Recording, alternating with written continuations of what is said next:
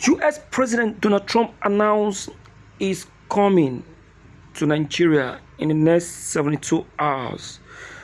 Demand Kanu's release before his arrival. Yes, my people. Donald Trump has finally announced is coming. I told you people yesterday that Donald Trump is planning a visit to Nigeria.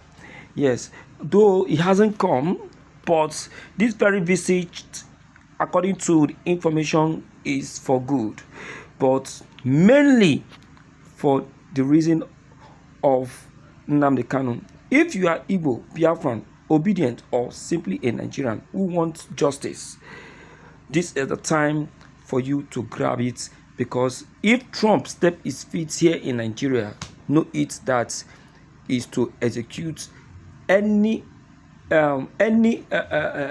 issue, is to execute any issue, is to trample on any issue that may have been troubling this very nation, and it will really deal with Nigeria if Nigeria doesn't pay attention. And most especially, he is coming to Nigeria because of Mazen Kanu. I want you to pay attention to this very information, because this information will richly bless you wella. So please, let's listen. Did you know staying on medication protects you and your loved ones? It keeps you healthy. This is a political earthquake. In today's powerful breakdown, we are exposing why Peter Obi is silence on Kanu is now a major political risk. What Igbo youths are planning ahead of 2027, the truth behind the October trial, and how this single issue may destroy Obi's political future in the southeast. If you are Igbo, Biafran, obedient, or simply a Nigeria who wants justice, you need to watch this video till the end. The system is being exposed and history is being written. The youths are spoken. Enough is enough. Peter Obi is no longer being worshipped in the east like he used to be. From Enugu to Ebonyi, from Anambra to Aba, young Igbo men and women are standing up. One popular online movement declared, "We love Peter Obi, but our love for justice is greater." If he won't speak for Kanu, then it's no different from those keeping quiet in Aso Rock. This is more than trend. This is a movement. For many years, Southeast leaders kept quiet while Kanu remained in DSS custody. But the youths are tired. Now, even Peter Obi is being dragged into the storm. They are saying, you can't say you are our leader and ignore our biggest pain. The countdown to October, why timing matters. Let's be clear. Nnamdi Kanu's next trial date is set for October 2025. That gives barely 2 months. The DSS are already been accused of delaying his case, disobeying court orders, and hiding behind national security excuse. Now, as the October date approaches, IPOB and other pro-Biafra groups are demanding a public campaign for his release, and they are expecting Peter Obi to lead that score. But here is the twist. Peter Obi has remained quiet, completely silent, and the people are saying October will not come and go like the last trial.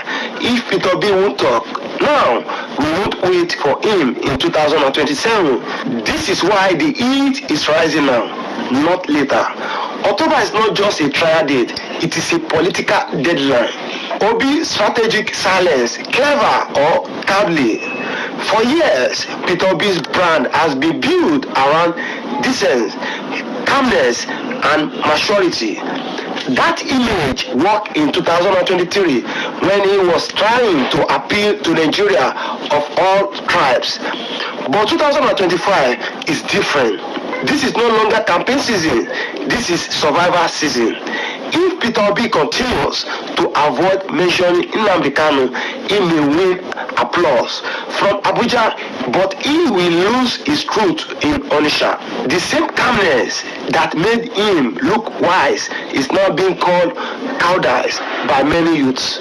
Because let's face the truth, no serious leader avoids the cry of his people, especially when they are in pain. What has Obi ever said about Kanu? This is the question many young Igbos are asking now. Let's look at the record. During the 2023 elections, Obi spoke about restructure, justice, and court orders. He made vague statements like we must obey the law. But when it came to Kanu's illegal arrest in Kenya, the disobedience of court rulings, or the DSS brutality, he said nothing. That silence is now haunting him. Even when the UN ruled that Kanu's detention was illegal, Peter Obi stayed silent. Even when the appeal court ordered Kanu's release, Obi said nothing. And now the people are saying, your silence is not good, it is betrayal. Kanu is not just a man, he is a symbol. To outsiders, Nnamdi Kanu may just look like a political agitator. But to the average Igbo youth, Kanu represents their anger at injustice, their fear of marginalization, their hope for freedom and self-determination. That is why his detention is not just about one man, it is about the dignity of a people. And any leader, even Peter Obi, will avoid the issue, will be seen as an enemy of their struggle. The strategy argument, let him win first. Some elders say Peter Obi should not talk now. Let him win power first, then he can help Kanu. Now, on this very part, Peter Obi is being heated by the Igbos. He's been warned to make sure that he bring out his voice for the freedom of Nnamdi Kanu if he knows that he will surely get to that very seat of power. Peter Obi is only paying attention for his own position, his own aspiration, but he is not paying attention to the need of Igbo. And one of the major need of Igbo is the freedom of Mazi Nnamdi Kanu. Why will the United States of American President Donald Trump be paying more attention to the freedom of Nnamdi Kanu, whereas our own leaders, our very own, is what is throwing themselves away from the truth?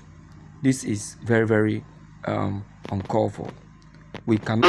No court order, no explanation, just abduction. Why are they doing this? Because they fear people who speak truth